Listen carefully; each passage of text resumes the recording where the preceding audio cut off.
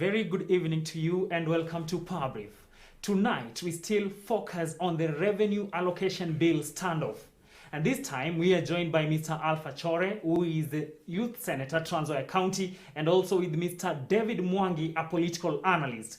Join us on this discussion as we continue looking deeper into this matter, how senators and all other stakeholders, the president and all the party leaders in Kenya can intervene towards seeing that this stalemate is resolved. My name is Cornelius Omuse and I welcome you to join us. Remember, this discussion is also live on our Facebook page, CAC TV Kenya.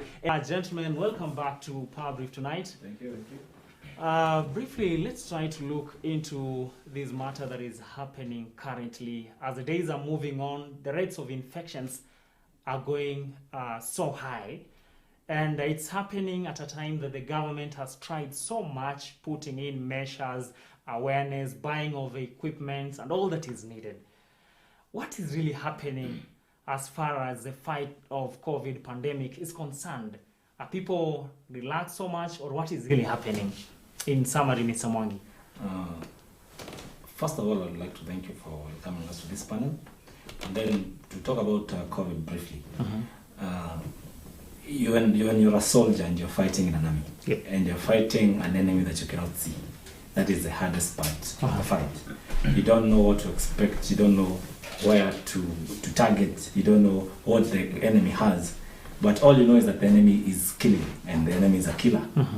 So COVID is an enemy that we cannot see, an enemy that we cannot visualize, an enemy that we don't know about. It's a new enemy that we don't know how to tackle.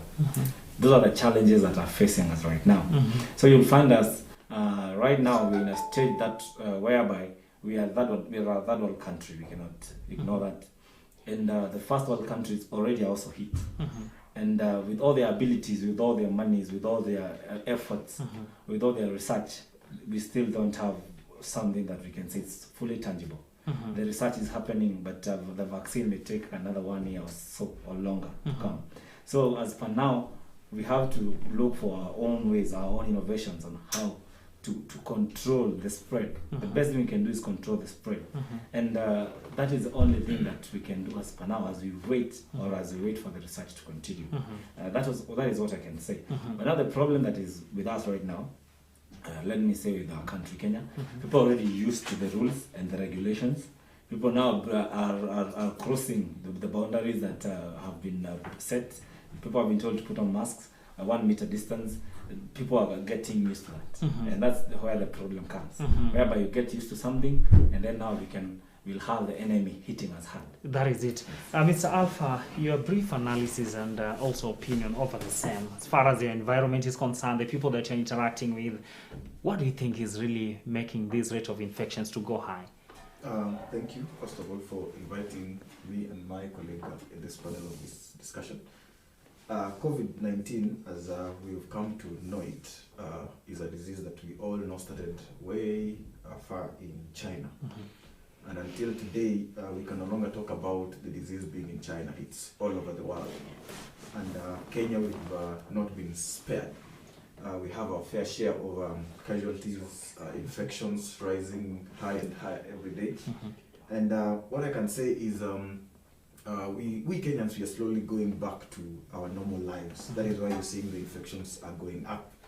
Economically, we know that our country has been affected in terms of livelihoods, in terms of how people are doing their things.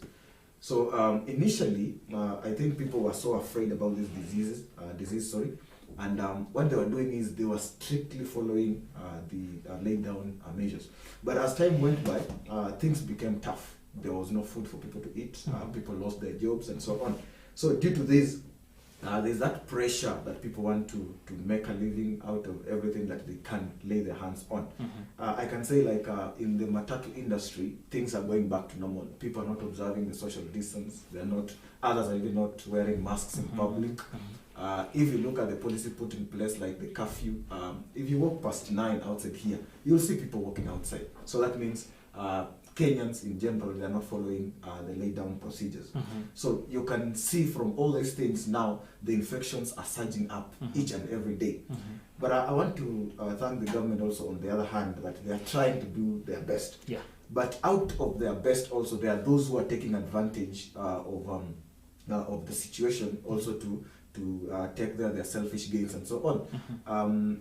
I saw the other day in Kisumu, they were saying that there were those masks which were supplied, which were faulty, which are not up to the standard.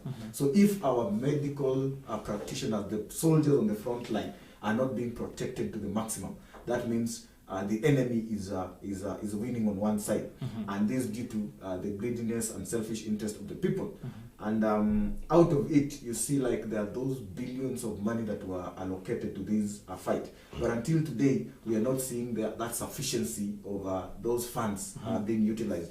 If you look at counties, they were given, let's say, a target of 300 bed capacity. How many counties have achieved until now? Nowhere. Until the government decided that at this moment, we are going to do what? To practice home-based care for the people who will be affected by coronavirus.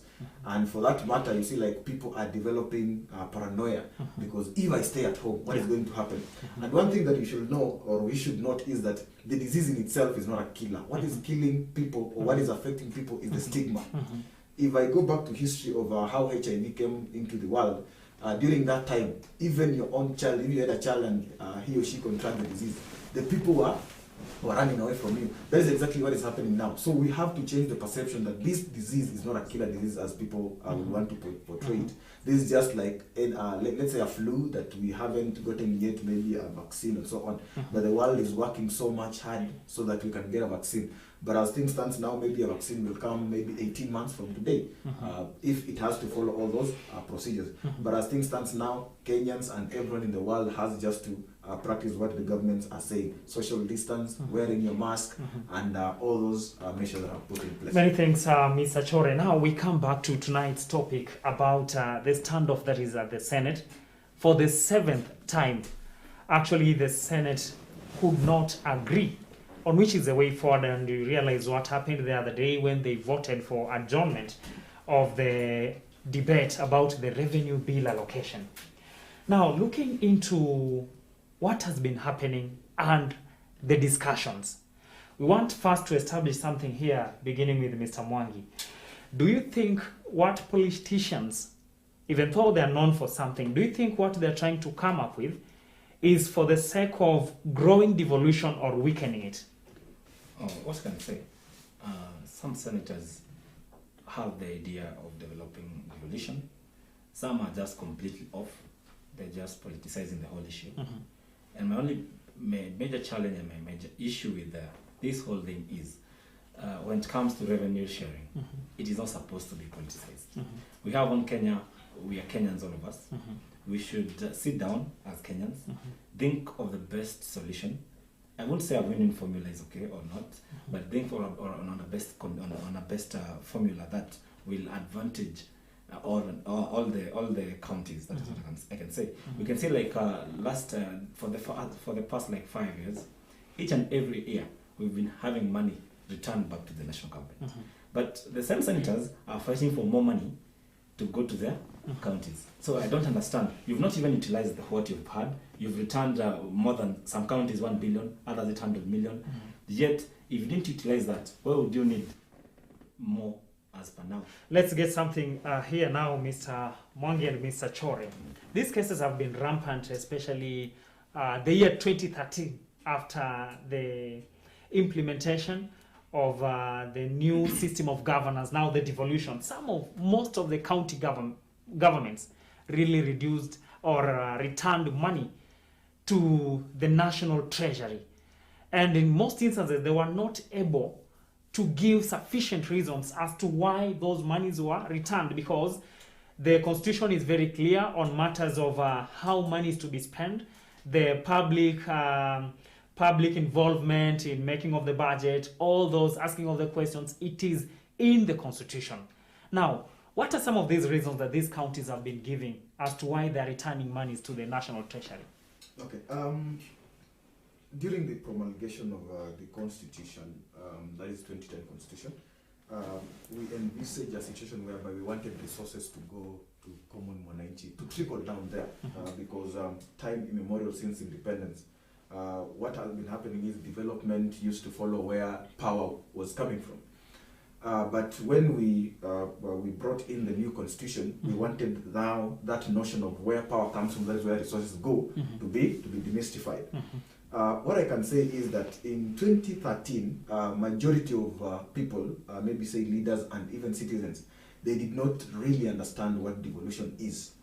And that is why you look at the year 2013, 2014, 2015, there was so minimal utilization of funds. Looking at it, in my perspective, is that the county budget and also development agenda was supposed to come from common mwananchi. Popularly, we call it like County Integrated Development Plan, whereby CIDP, where people are supposed to discuss what they want at their own rural level. And you find out that when during that particular time, there was no much public awareness, whereby people could really understand what these monies were supposed to do. And people ended up like giving out proposal of cattle dips, giving out proposal of maybe building toilets and so on. So you find out that at the end of the day, the money that was allocated goes to small projects which could not utilize the whole budget that the county had. And also the leaders who vied for those seats, we know that most of them were not so much aware of what really devolution wanted, or the idea of the whole devolution that was envisaged in the constitution. Coming on in the year 2017, whereby now people had already known what real devolution is, now majority of the people wanted to vie for those seats for the common interest that they also saw like these people are controlling billions and billions of money. If you look at the whole budget standing today, 35% of the national revenue share goes to the county governments. But if you look at those monies, people have brought in the idea of it is now corruption that has been devolved down there. So if you're talking about monies going there, people are not looking at it in terms of development. They are looking at in terms of now it is our time to do what? To eat. Now that corruption was at the top of the national government, now it has gone back to mashinani. To the mashinani. And even during the times of campaigns, you realize that even those people who are campaigning for different gubernatorial candidates, maybe senate and so on, they are aligning themselves in those maybe teams that are going to win elections simply because they know that resources are in the county government. That is why you will realize projects in the county government, they are overpriced in that if a project was to cost 500 million, you find out that the project will run even to 2 billion. All that with the intention of not returning back the money to the treasury. The treasury. I'll give an example of where I come from. There was a project, or there is a project of the county referral hospital, that is Kitale County Referral Hospital. This project initially, it was to cost less than 1 billion shilling. But up to today, the hospital has not established itself to the end. And until now, we're talking about a budget of more than 2 billion which has been spent. And the county is still requesting the county assembly to allocate more money. Let's get also Mr. Mwangi's experience, where you come from. Why do you think leaders in those regions have been returning money back to the national treasury? Basically, all I can say, like I said, people have politicized the issue of revenue too much. Revenue utilization, revenue collection too much. Such that we don't have advice from stakeholders. With stakeholders, they know what to do. We have, in this country, we have one of the biggest economies. But you will find that in such debates, they're nowhere. You don't even hear their voices. When it comes to utilization of the monies in our counties, the economists are from there also. But you'll never hear them being incorporated into the projects. Maybe they can suggest, they can give views. Because sometimes you can learn even from other counties. You can learn from counties like Nairobi. Nairobi projects are huge. So the money spent is huge. So in most of our counties back home, the projects are small, as my friend said, very, very minute. But we need bigger projects, so that the monies that we are allocated, we are able to spend them properly. That's what I can say. Now let's come into something here. When these debates has been going on, we've been seeing the lobbying behind the scenes. That is from elected leaders, non-elected leaders, and party leaders, who most of them are not elected leaders. We saw Raila Odinga, the ODM party leader. He gave his position at some point, and yesterday in one of the interviews with one of the media houses in this country, he said that he had just come from Dubai from treatment, and then he wasn't fully briefed of what was happening or what was contained in this revenue bill that is before the Senate.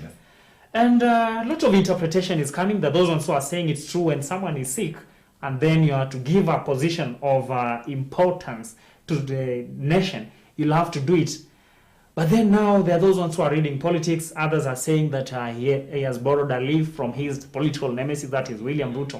What are you reading, before we go to Mr. Alpha, what are you reading from Raila's latest move? According to Raila's statement before, the statement was too long. Apparently, even the interpretation by some people was that he's supporting win-win formula. The other one was he's supporting one man, one vote, 1 shilling, one wife. I don't know. So people really interpreted that thing in different ways. So for me, when he was asked about that yesterday, it has brought a whole new thing, because people now can start thinking for themselves. They can see now what is really happening. Really, is he supporting now the 1 shilling, one man, or one vote, or is he supporting the win-win formula? Now people can be able to get to the document and understand really what happens. The last time I was there, I said Kenyans don't read, and that is the worst problem that we have. Kenyans may come first in literacy levels in East Africa, but Kenyans don't read. That is a problem that we have. What do they specifically do not read? The memes in social media, the gossips. I think my friend, perhaps is saying half truth. Kenyans are readers. Yes, Kenyans are readers. They are intellects, and we are among the best learned people in Africa. What I can say out of this statement is that in terms of in political circle, that is where Kenyans are not so much interested and so much. They want to, like, what has Raila said? What Raila says, his supporters will go there. What William Ruto says, his supporters will go there. Without interrogating what he's trying to say. Yeah, what he's saying. And that is where we should go. But learning is abusing our I didn't say Kenya is not a learned country. I said, in fact, it's the first around East Africa. But I still insist, Kenyans don't read. I know. If you want to get a Kenyan, hide a check inside a book. They won't get it. Because, look, right now, we have the revenue bill. 80% of Kenyans don't really know what is in. They just know 1 man, 1 shilling, 1 vote. And that's why we are here tonight. We even go deep into looking into those percentages as they have been allocated. But again, one thing I want to say is, Mr. Mwangi, yes, if you read the third basis sharing formula, there's nothing like 1 man, 1 shilling, 1 vote. That is an illusion. We are getting there to that illusion, and we're going to see that's what the whether it Kenyans can know. be practical or not. Kenyans know that. They don't know. They don't know what's there. Political elite, they have confused Kenyans. That there's some people 1 man, 1 shilling, 1 vote, and perhaps 1 wife. We don't care about that. But the real thing is, there's nothing like that in the third basis share of revenue. No, but maybe So Mr. Alpha, I said Kenyans don't. as we are going to look into those percentages and what has been allocated, we might find something to do with how they derived that. It's all about mathematics, and see whether it can be practical in our context or not. So you are still giving us your own perception as to why Raila's statements have not really been well understood, and also that of William Ruto is not well understood, because he said win-win formula, which when everyone stands up, they ask them, so what is win-win? Raila's come up with win-win. What is win-win in this context, as far as this new formula is concerned? Yes. Mr. Mwangi. I was continuing. I was reading at a case study in US. There's an economist called John Rawls. He wrote in the theories of justice, he wrote that in sharing of resources, there has to be an assumption. An assumption of religion, an assumption of tribe, an assumption of where you come from, an assumption of what you have in your mind, what you have in your home. Then after that, think now as a human being. And he investigated and found out that any human being with all those conditions constant would want equitable sharing, would want his brother to have something, would want his other younger brother in the other side of the country to have something of equal, I won't say equal, not really equal, but according to his region, to live the life that he wants to live. So, as for me, I look at it as a case study. That is one. And that case study brings me to the issue of whereby we're having fights all over because we want much to ourselves. You want much to yourself.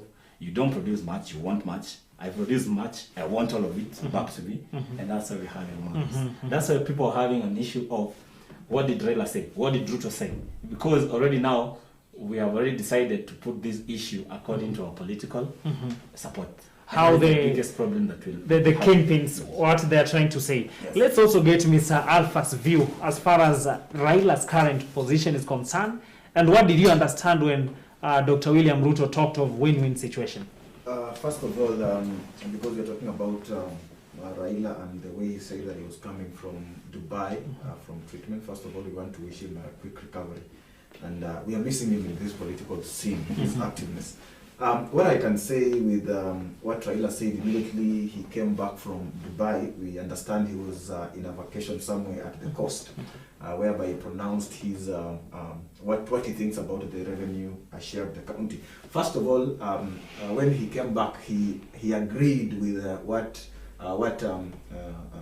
you call CRA had said. That is according to the formula that they had given out. He agreed with it.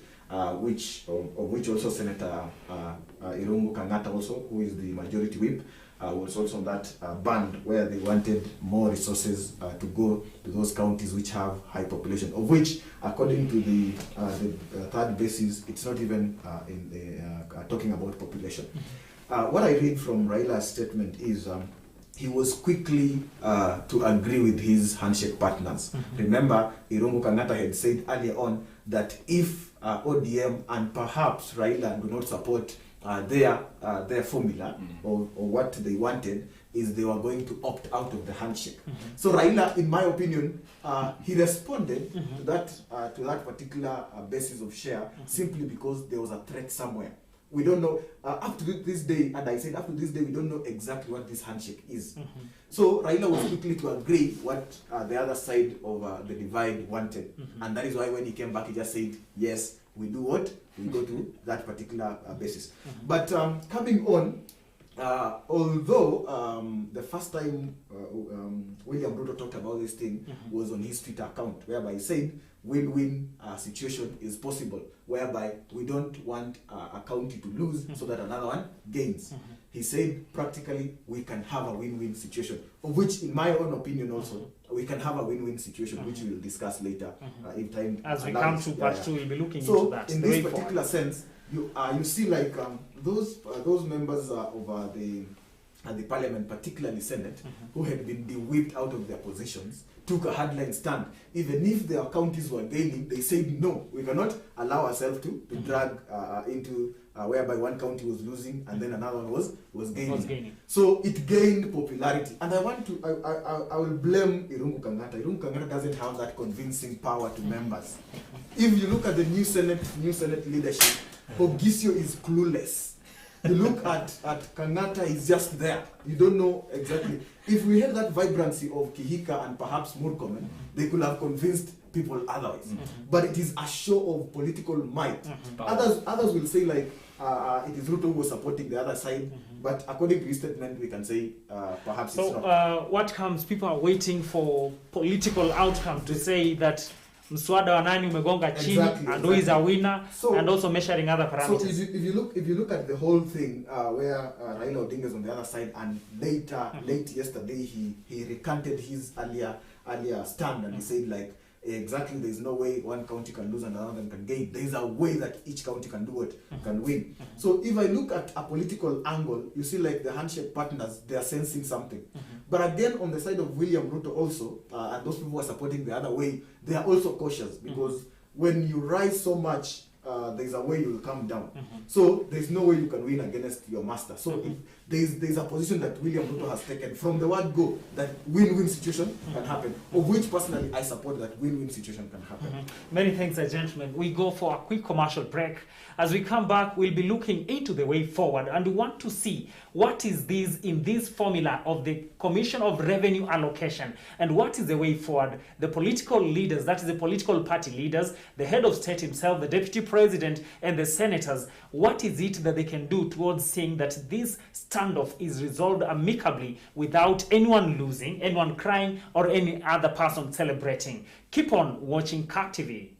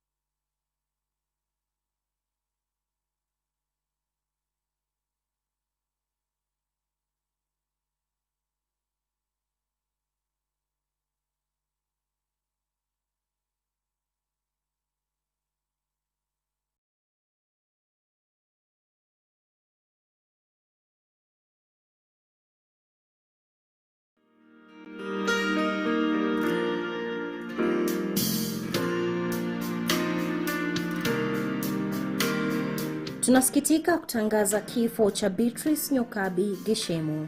Beatrice aliaga dunia tarehe 4 mwezi Agosti mwaka huu wa 2020 katika hospitali ya PCEA Tumutumu baada ya kuugua ugonjwa wa amyotrophic lateral sclerosis tangu mwaka 2018. Ni mtoto mwenda zake Naftali Theuri Kahe na Mary Kirigo Theuri, ni mkaza mwana wa marehemu Wambugu Kibari na marehemu Helena Wambui.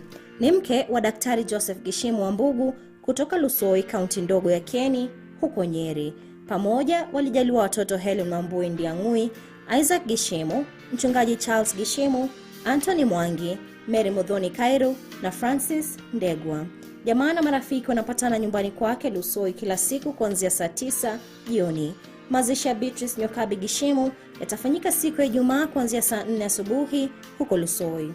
Kwa maelezo zaidi, wasiliana naye Isaac Gishemu kupitia nambari 0729 986 145 au mchungaji Gishemu kupitia nambari 0726 119 281. Kutoka runinga ya CAC tunasema makiwa kwa jamaa na marafiki.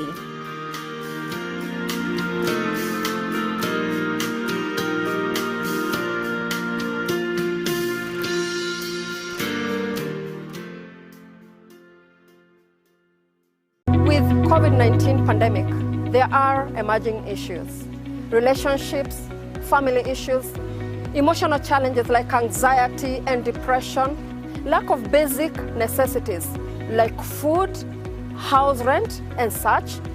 This is the reality on the ground. And therefore, even with the eventual reopening of the economy, it's not going to be a grand comeback, but rather we need to be ready for a gradual process of recovery. Consequently, the need for sustained mission to the needy remains. So far, we have been able to reach to 32,000 families through the Adopt a Family initiative. We appreciate everyone who has contributed to this effort through the pay bill number and through the local churches across the country in relieving the suffering of thousands. God giving us another day, we appeal to you to continue partnering with PCEA Mission Department by expressing our extraordinary kindness. For kindness goes with hospitality, and hospitality has a great reward. And therefore, it is amazing how you've continued to support us in this mission of love and kindness. And I urge and humbly ask all of you to continue contributing in kind through our churches and also through our pay bill number 689549. The account name, you still put your name. Let us continue demonstrating our unusual kindness at these unusual times. God bless you all.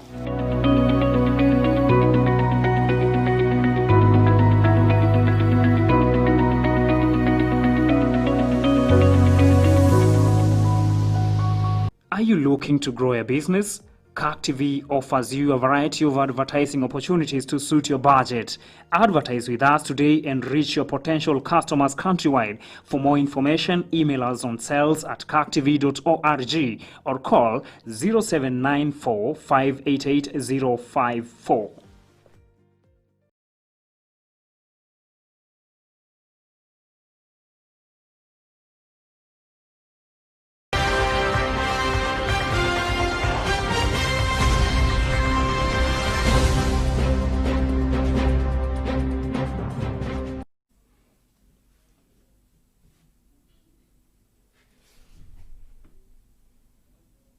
Welcome back and many thanks for tuning in to Power Brief on CAC TV. And tonight we continue with this topic of revenue allocation bill standoff that is before the Senate. This is a thing that is giving most people headache, political party leaders, the senators, and all those stakeholders in the county governments. There are those ones who are worrying that devolution is coming to an end because they feel that from 3 billion to 1.2 billion. And another one is saying that I'm coming from 6 billion to 8 billion.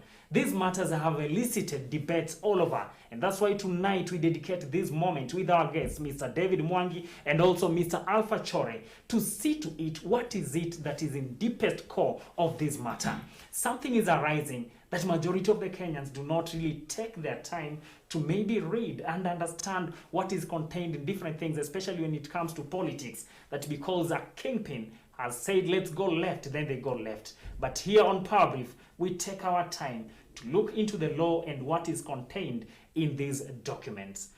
Gentlemen, before we went for a break, we had come to something here now. The formula. The elephant in the room, because most people do not understand what is this formula.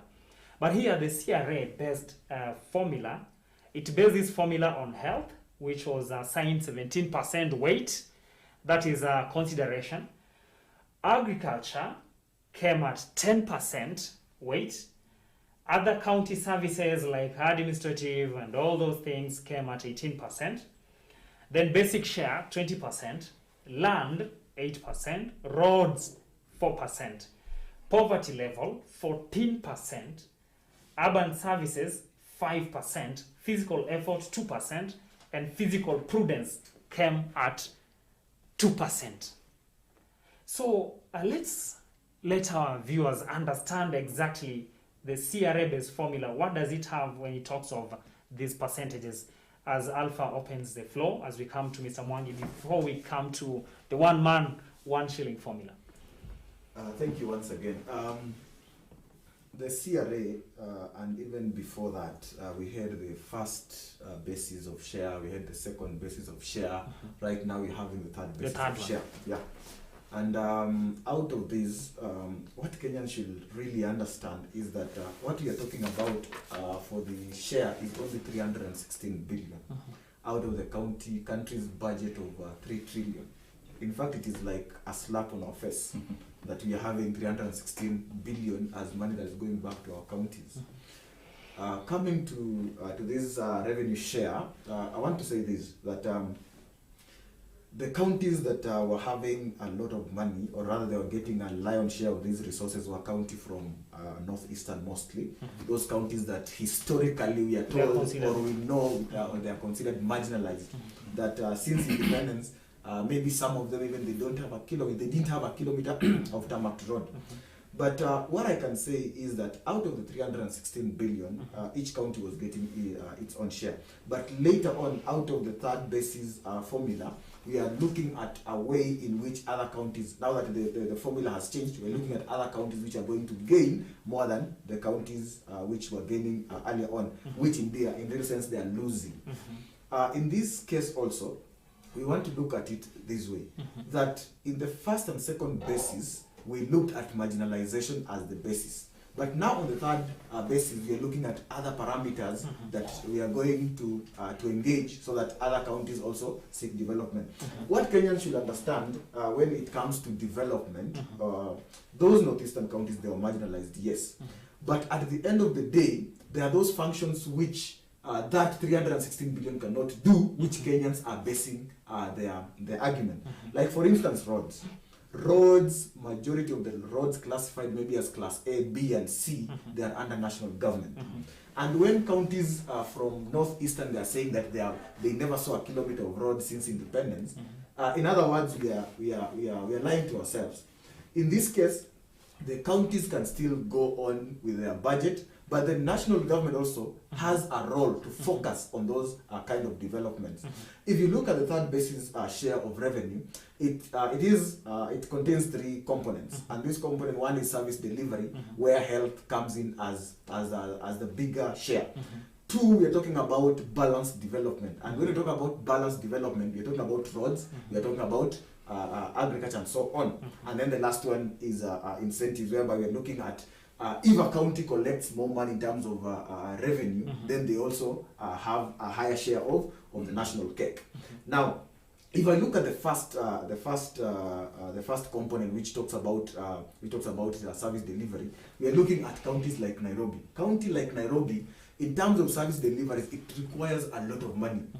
Most of people come from different regions, but they are in this Nairobi. There are no those people like you can say that they are in Nairobi because maybe they were born here. Majority of us who are in Nairobi comes from different counties, and we need services, because if I fall sick today and I'm in Nairobi, I cannot go back to my county to go and seek what? To go and seek treatment. So I'll seek those services here in Nairobi. So in that sense, if you look at the population of Nairobi and you look at the services that they offer, it should be in tandem. I'm not saying, or I'm not justifying that those people should not be given money in terms of service delivery.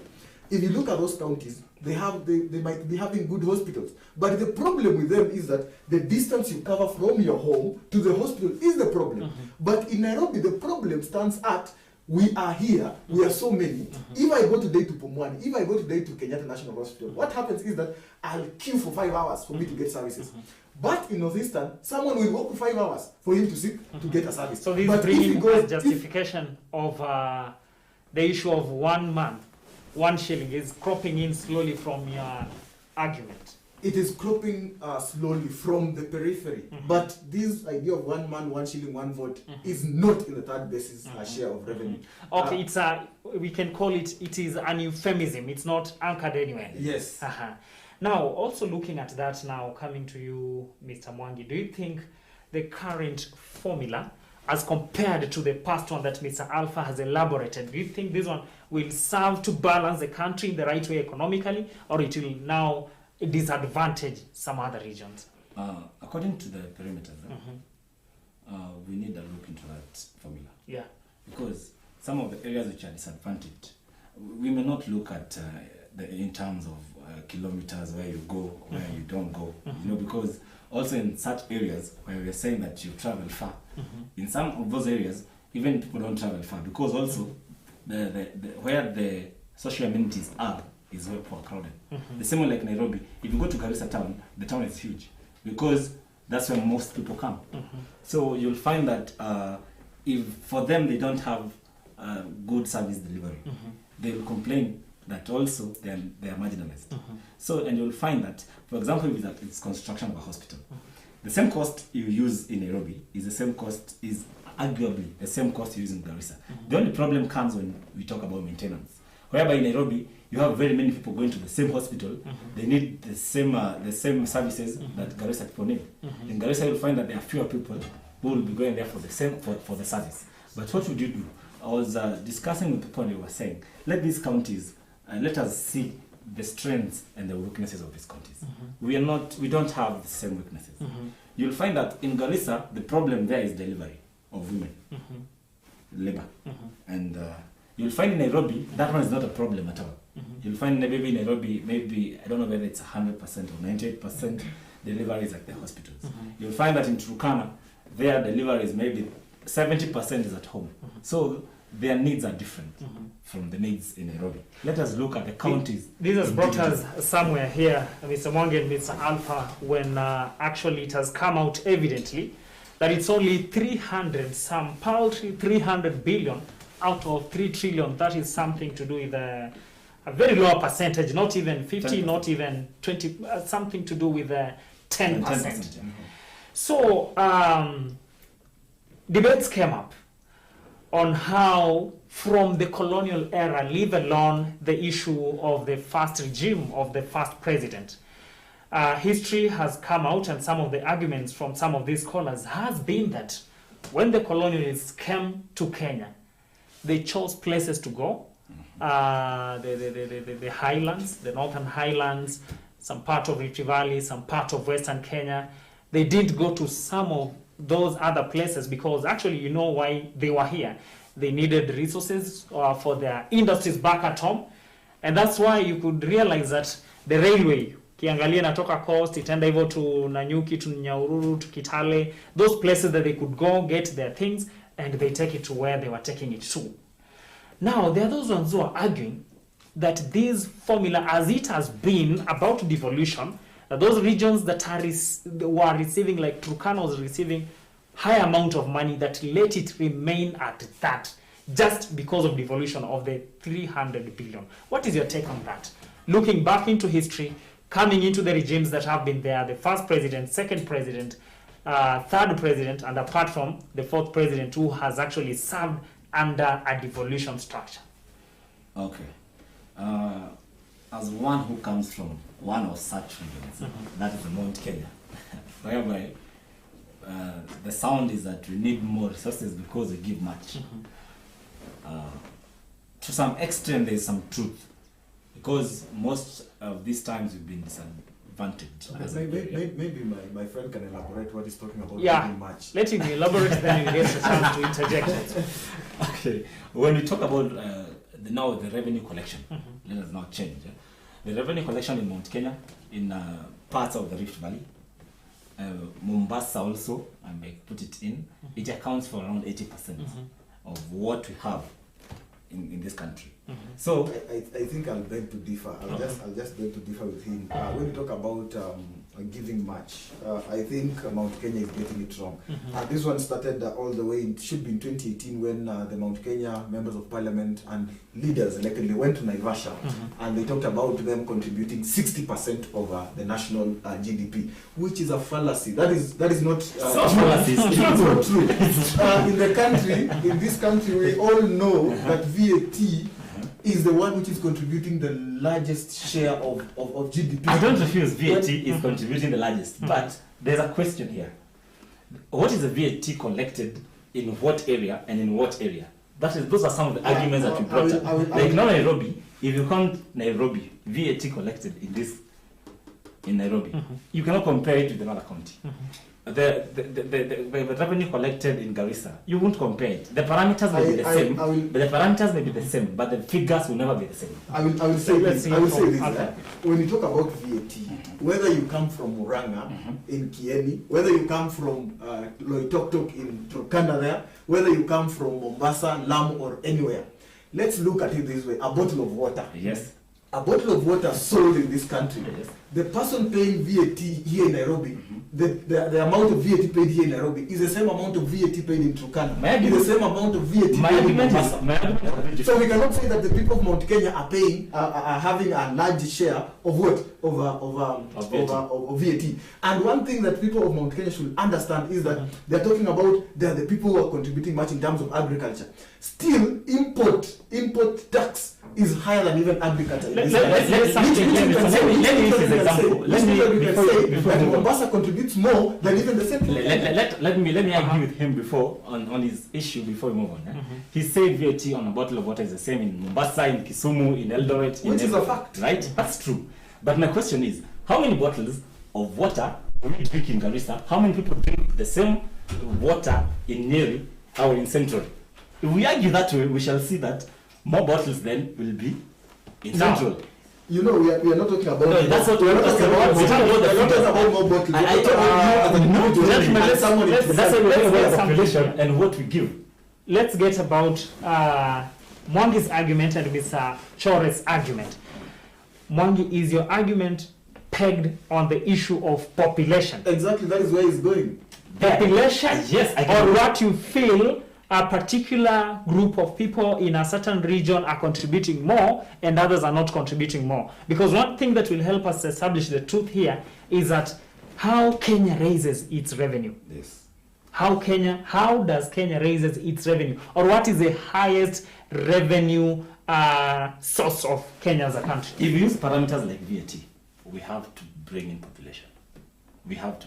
Because VAT is constant. Meaning we have to bring in the parameter of population. You know, we cannot. If we talk about other terms of revenue collection, like now Nakuru.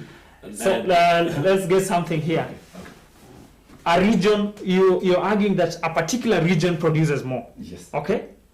Then, does this region consume fully what it produces? Let's get also Alpha's argument. Does it consume fully what it produces? I will say no. They don't consume what they produce. For instance, when I gave an illustration of a bottle of water, a bottle of, if you go to central Kenya, people even don't consume that product in a bottle of water. What they do is they drink water from their wells, from their rivers, from their mountain and so on. So you cannot peg on the idea of Mount Kenya are consuming a lot of water, bottled water. If we go that way, then you will say that Turkana, the people who are consuming a lot of bottled water. They don't. No. They don't have these resources in terms of water. Mr. Mwangi, let's get back. We are looking into these things. Let's now have an economic eye, leaving alone politics and regions that people come from. Where are Kenyan industries concentrated more in this country? Definitely Nairobi. That is Nairobi. So you justify maybe to say that Nairobi forms part of a region or a particular region associated with particular individuals as a country? Not really. That's what we can say. Yeah. Nairobi, if we put Nairobi in the revenue collection, Nairobi generates the highest. Why? Because Nairobi has more industries. Most of the assembly is done here.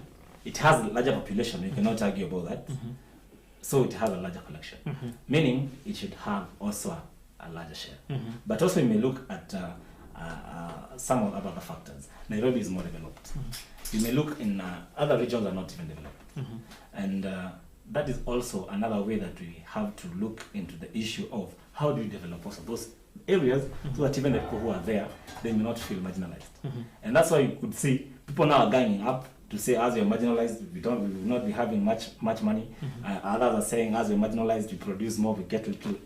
It brings up a divide. We need a formula that does not bring up a divide in this country. You know, one thing I should add on what he is saying, and perhaps maybe agree or disagree, is that even if we go in that, let's assume 1 man, 1 shilling, 1 vote comes into this discussion. We realize that even the counties from central Kenyans, they are not gaining that much.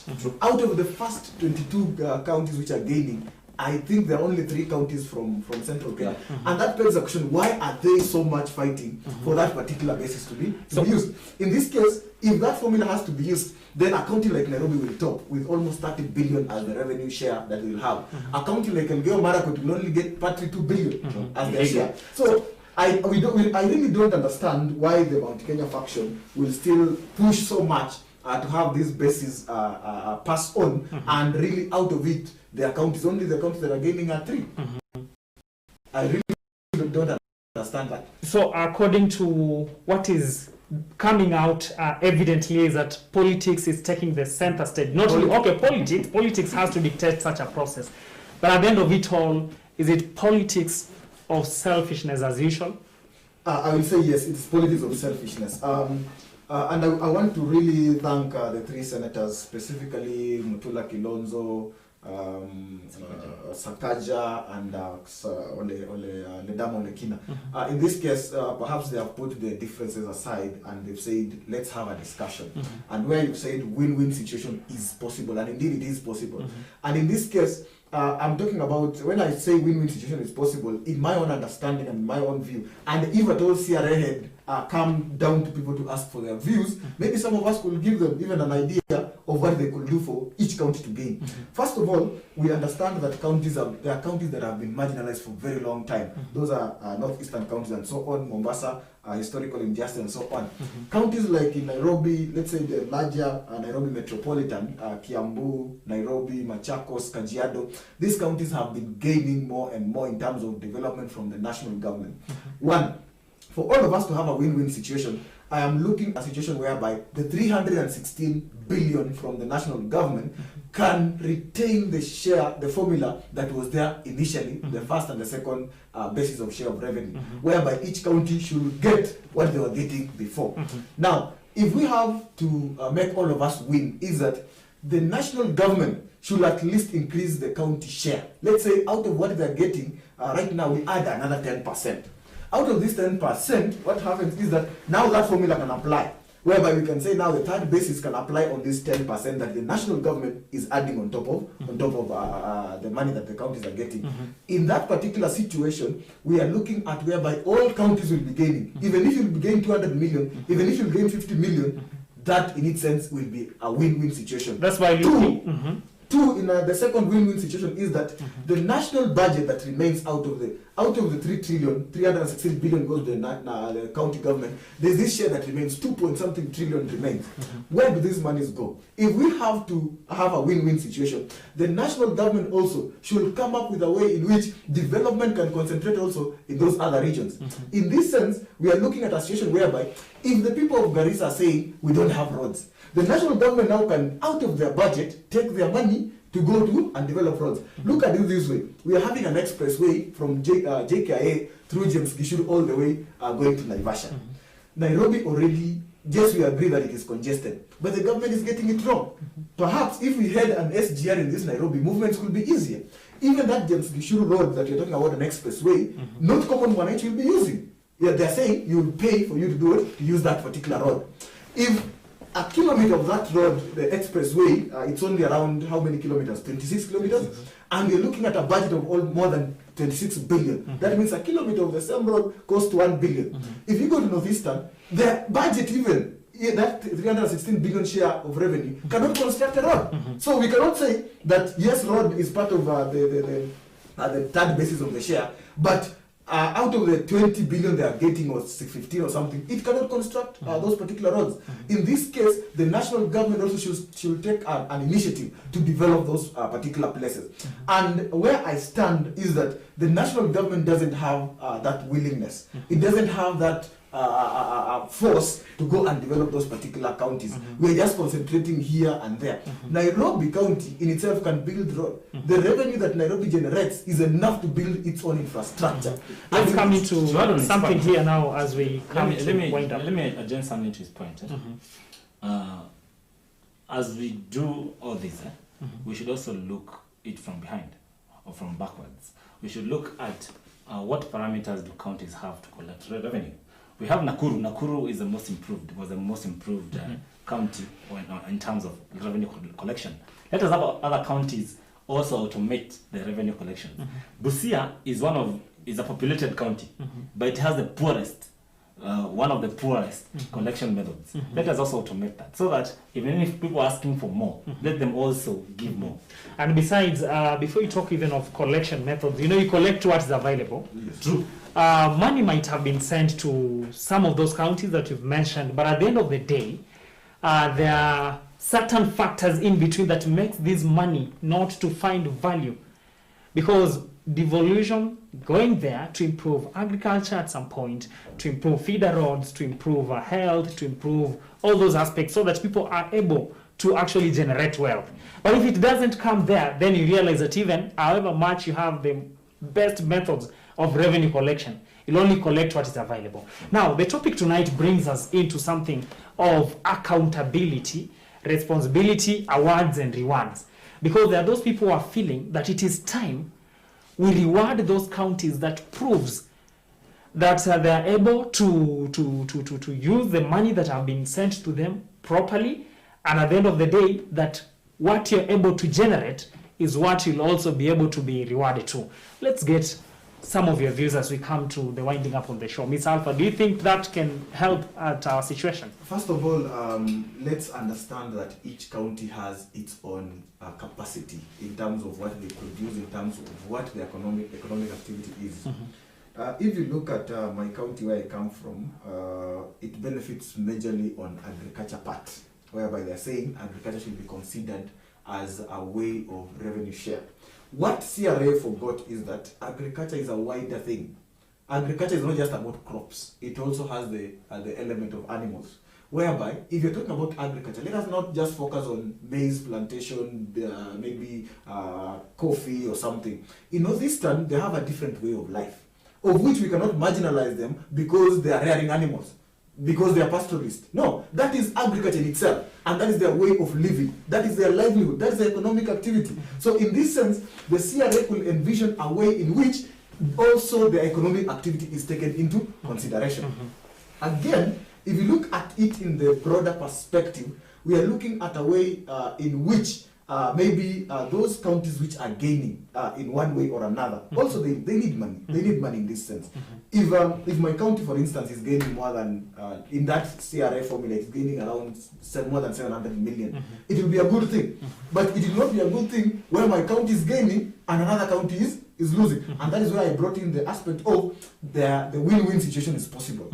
In this case, the CRA should consider another formula in which all counties are going to gain. In this sense, we are going to bring a country which is reading from the same page, a country which is united. But in the current state of affairs, I'm looking at a situation whereby the Northeastern, I saw an MP the other time saying that now that we want to be marginalized, we want to go back to 1963, then we can opt for a secession.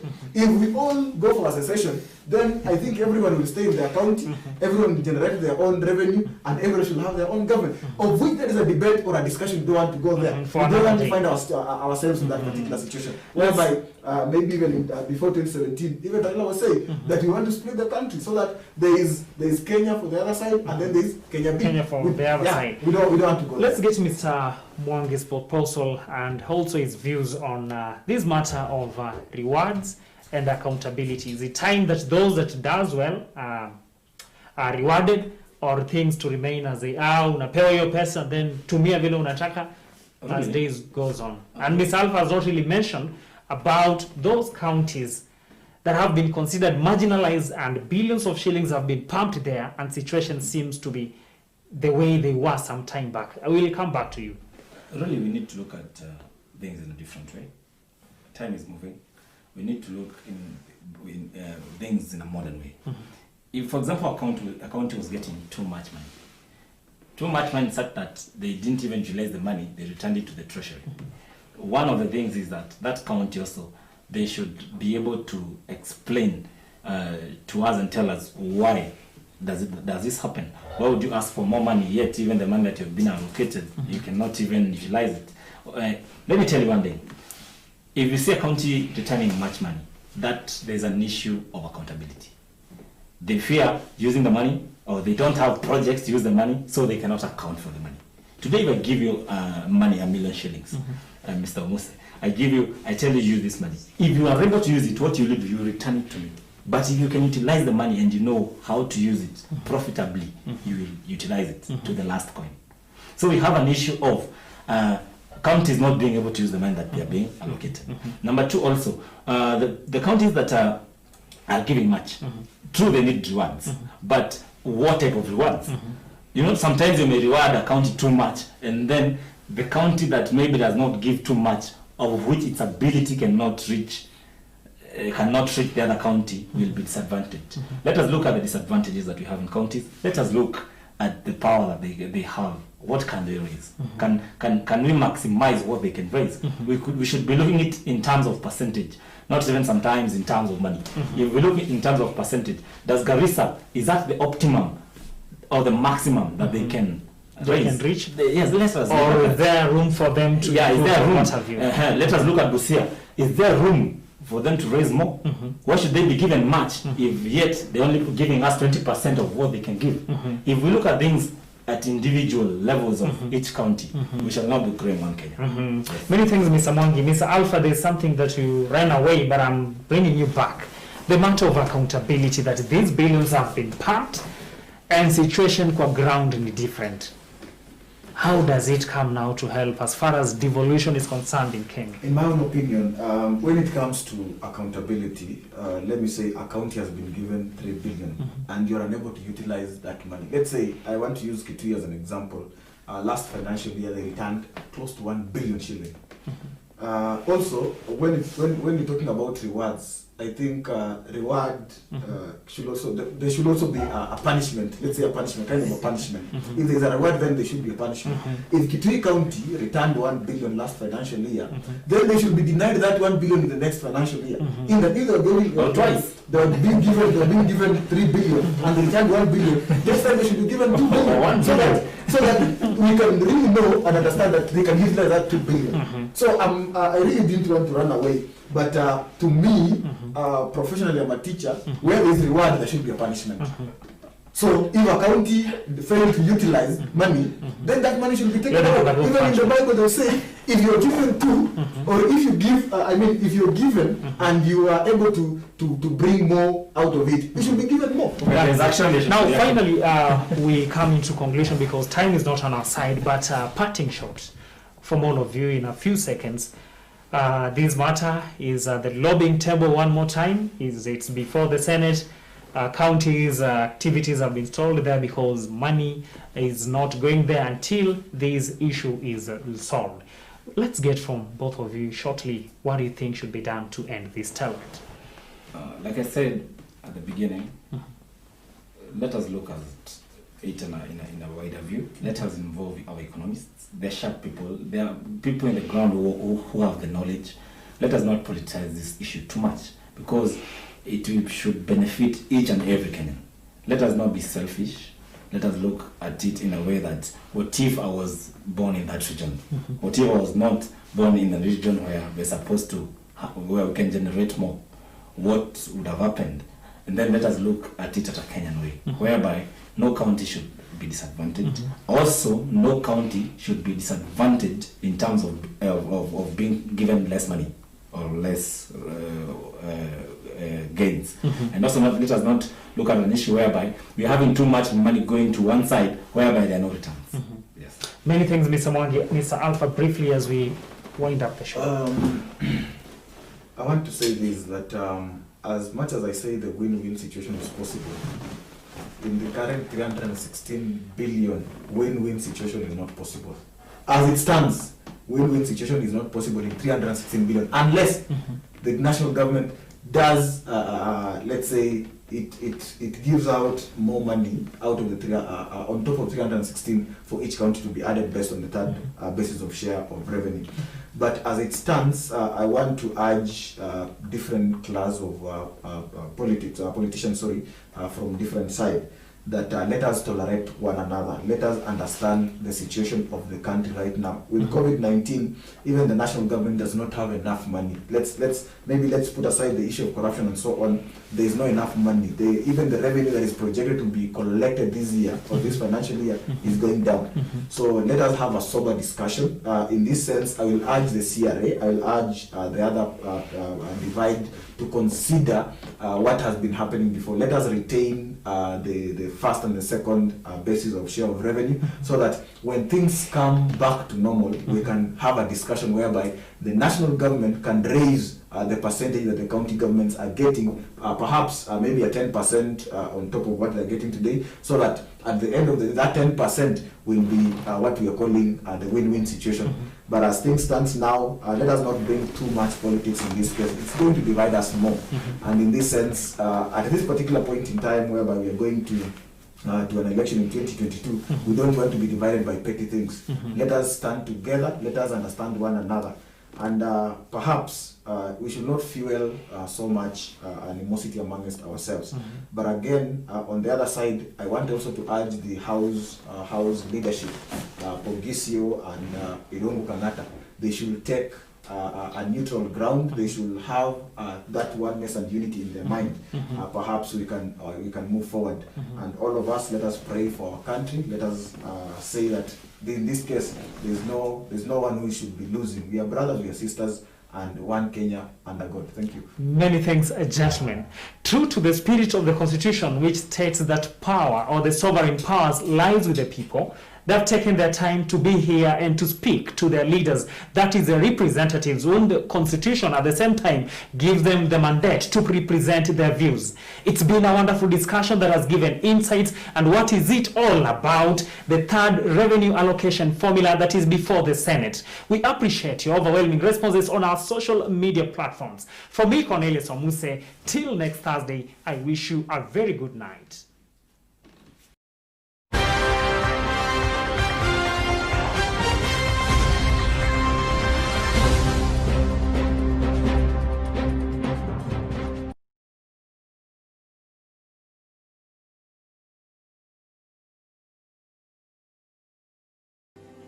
CAC TV invites you to live Brigade Sunday services